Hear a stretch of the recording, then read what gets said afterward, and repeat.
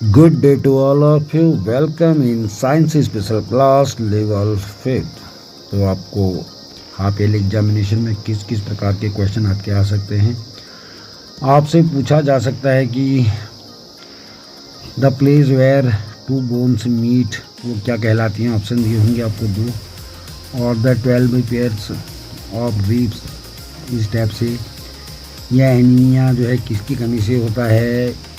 या आपसे ये भी पूछा जा सकता है कि इनमें से कौन सा डिफिशियंसी डिजीज़ नहीं है, या जानवरों के काटने से कौन सा रोग आपको हो सकता है, या जो मार्बल है उसके हार्डेस्ट जो उसका फॉर्म है वो क्या कहलाता है, इस टाइप से। और कैल्शियम का रिच स्रोत क्या है, या कितनी हड्डियाँ होती हैं खोपड़ी में, या इधर इस टाइप से। और वहीं पर अगर क्वेश्चन आंसर की बात करें तो आपसे पूछा जा सकता है कि जो आपका स्केलेटन सिस्टम है उसके फंक्शन क्या हैं, उसके कार्य क्या हैं, इस बारे में पूछा जा सकता है। और आपको ये भी पूछा जा सकता है कि स्केलेटन सिस्टम में क्या क्या चीज़ें होती हैं।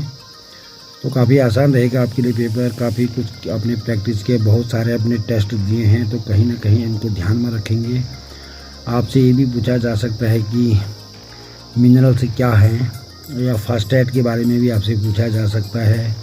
और जितनी भी रॉक्स हैं वो किससे बनी होती हैं, इस बारे में भी आपसे पूछा जा सकता है। और कम्युनिकेबल डिजीज़ के बारे में कि वो कैसे फैलती हैं। और वहीं पर वर्ड मीनिंग की बात करें तो वर्ड मीनिंग के भी अभी काफ़ी सारे टेस्ट हो चुके हैं। तो सेकंड टर्म में अगर हाफ ईयरली एग्ज़ाम को ध्यान में रखें तो आपके लिए कौन कौन से वर्ड्स इस प्रकार से हो सकते हैं, जैसे कि मार्बल हो सकता है आपके पास, मड भी हो सकता है, skeleton, bones, rocks, disease, protective, vaccination, heart, safety, first aid, बहुत सारी वर्ड हैं जो आपके एग्जामिनेशन में आ सकते हैं। और वहीं पर अगर फिल इन द ब्लैंक्स की बात करें तो काफ़ी आसान रहेगा, क्योंकि इसके लिए आपको ऑप्शन दिए होते हैं। तो कम से कम ये आपके पास 5 या 6 हो सकती हैं। तो इनको आराम से पढ़ना है और जो शब्द भरना है उसको केयरफुली वहाँ पर भरेंगे और सोच समझ कर। अगर कहीं पर कोई कन्फ्यूजन है तो उसको पूछ लेना ज़रूर, जिनकी भी ड्यूटी क्लास में लगी रहेगी। वहीं पर ट्रू एंड फॉल्स में भी वही है, आपको समझ लेना है कि सेंटेंस ट्रू है या फॉल्स।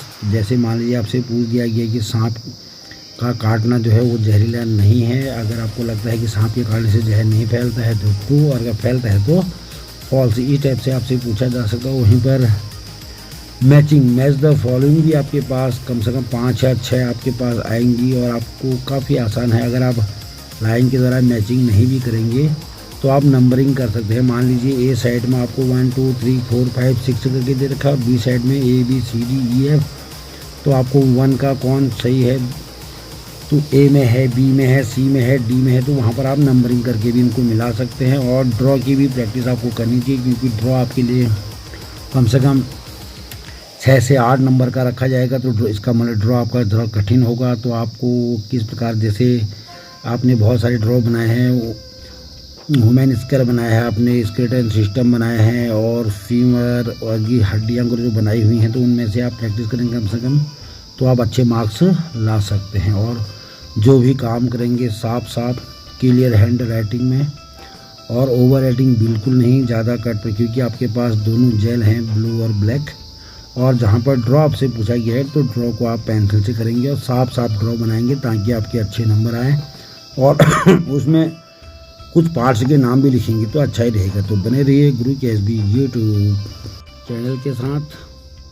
धन्यवाद।